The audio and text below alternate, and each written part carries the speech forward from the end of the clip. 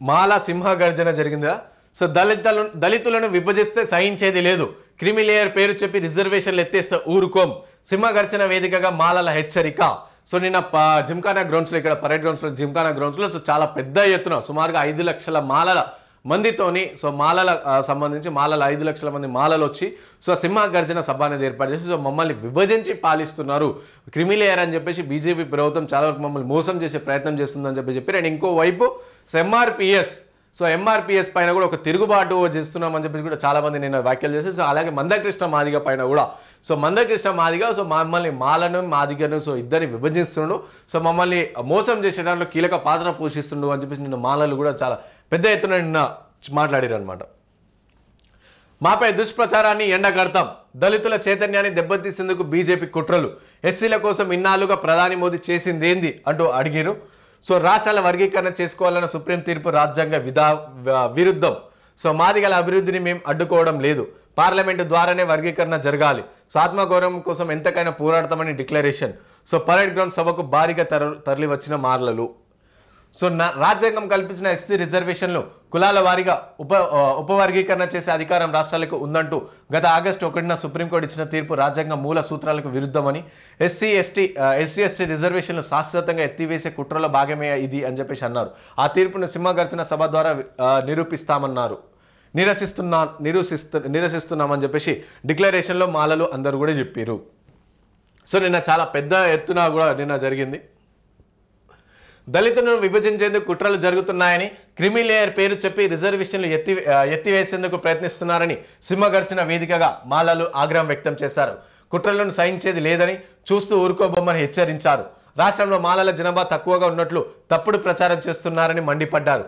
తాము ఎవరికి వ్యతిరేకం కాదని, ఆత్మగౌరవం కోసం ఎంతకైనా పోరాటం చేస్తామని అన్నారు. ఆదివారం సికింద్రాబాద్లోని పరేడ్ గ్రౌండ్స్లో మాలల సింహగర్జన సభ జరిగింది. సభకు మాలలు లక్షలాది మంది తరలి వచ్చారు. ఈ సందర్భంగా పలు తీర్మానాలు ప్రవేశపెట్టారు. బాబాసాహెబ్ అంబేద్కర్ లక్ష్యాలకు తిలోదకాలు చేసేందుకు కొందరు కులతత్వ మతతత్వ శక్తులు చేతుల్లో పావులాగా మారుతున్నారని గుర్తు చేశారు. భారత రాజ్యాంగ మూల సూత్రాలు భంగం వాటిల్లే ఏ చర్యనైనా తాము అంగీకరించబోమని తేల్చి చెప్పారు. రాజ్యాంగంలోని 341 ఆర్టికల్ ప్రకారం ఎస్సీ వర్గీకరణ చెల్లదని, ఎస్సీలో ఏ కులమైన వెనుకబడితే వారికి ప్రత్యేక కార్యక్రమాలు చేపట్టాలని 2004 సుప్రీంకోర్టు తీర్పునిచ్చిందని గుర్తు చేశారు. సో ఈ విధంగా మాలలు కూడా మాదిగలు కూడా సో నిన్న కంప్లీట్గా మాలల సింహ గర్జన జరిగింది. సో ఇక్కడ మాల సోదరులు కావచ్చు, మాదిగ సోదరులు కావచ్చు, విషయం గుర్తు చేసుకోవాలి, విభజించి పాలించే కుట్ర జరుగుతుంది. సో మీరు విడిపోతే ఇప్పటివరకు ఎస్సీ అన్నప్పుడు సో మాదిగలు మాలలు ఇద్దరు ఒకటే అని భావంగా అందరూ చూసారు. కానీ ఇప్పుడు ఎస్సీలో మాలలు ఒకవైపు, మాదిగలు ఒకవైపు అనే చూసే కోణం కూడా కనిపిస్తూ ఉంది. కాబట్టి సో ఇందులో మిమ్మల్ని విభజించి పాలించే కుట్ర కూడా జరుగుతుంది. ఒకసారి ఆ విషయంగా కూడా ఆలోచించాలని చెప్పేసి కూడా మేము అంటా ఉన్నాం.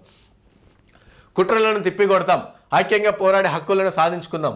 మాలల సింహగర్జన సభల్లో ఎమ్మెల్యే వివేక్ వెంకటస్వామి రిజర్వేషన్ ఎత్తివేసేందుకు కుట్రలు చేస్తున్నారు. రాష్ట్రంలో మాలలు తక్కువగా ఉన్నట్లు దుష్ప్రచారం చేస్తున్నారు. ఐక్యతను చాటి చెప్పాల్సిన సమయం ఇది. ఎస్సీలకు 20% రిజర్వేషన్లు ఇవ్వాలి. నేడు కాంగ్రెస్ పార్టీ రాహుల్ గాంధీ నిర్ణయాలకు వ్యతిరేకం కాదు, జాతి ఆత్మగౌరవం కోసం పోరాడడం తప్ప.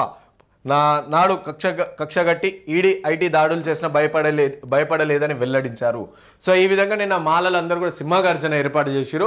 సో ఏర్పాటు చేసి అందులో మెయిన్గా మమ్మల్ని విభజించి పాలించే కుట్ర జరుగుతుంది, మా జనాభా చాలా తక్కువగా ఉంది అని చెప్పి చెప్తా ఉన్నారు అని చెప్పేసి కూడా వాళ్ళు చెప్పారు. సో మా జనాభా చూపించుకోవడానికే ఈ సింహగర్జన చేసినామని చెప్పి చాలామంది నిన్న మాల సోదరులు కూడా చెప్పిన పరిస్థితి కనిపిస్తుంది. సో కాబట్టి ఏదేమైనప్పటికీ సో రాజకీయ పరంగా సో రాజకీయ కుట్ర మీ మధ్యలో రావద్దని చెప్పేసి మేము కోరుతా ఉన్నాం. ఎందుకంటే విభజిస్తే ఆ ఓట్లు చీలిపోతాయి. ఇటు ఇప్పటివరకు చూసిన మన మందకృష్ణ మాదిగ ఏం చెప్పారు, సో మాలలందరూ కావచ్చు, ఎస్సీ సోదరులందరూ కూడా సో బీజేపీకి ఓటేయాలని చెప్పేసి ఒకవైపు చెప్పారు. ఇటు మాలలందరేమో ఇప్పుడు ఎలా కూడా వివేక వెంకటస్వామి ఎలాగైనా కాంగ్రెస్ పార్టీలు ఉన్నారు కాబట్టి సో మాలలందరూ కాంగ్రెస్ పార్టీకి ఓటేయాలని చెప్పేసి ఎలాగైనా సరే క్లియర్గా చెప్తారు. కాబట్టి ఇటు బీజేపీకి సగం ఓట్లు, ఇటు కాంగ్రెస్ పార్టీకి సగం ఓట్లు పోతాయి. కాబట్టి సో మధ్యలో వేరే పార్టీకి లాభం చేకూరుతుంది. కాబట్టి సో మీరు ఐక్యంగా ఉండి సో మనల్ని ఈ ఎస్సీ ఎస్టీ బీసీ ఎవరైతే ఉండో సో వాళ్ళందరూ కూడా ఒక్క ఐక్యంగా ఉండి సో మనల్ని ఎవడు పాలిస్తే మనం బాగుపడతాం అనే దానిపైన కూడా ఆలోచించాలి. సో ఓకే ఫైన్ సింహగర్జన చేసారు, కానీ సో కూర్చుండి చర్చించుకుంటే బాగుంటుంది అని చెప్పేసి మా అభిప్రాయం.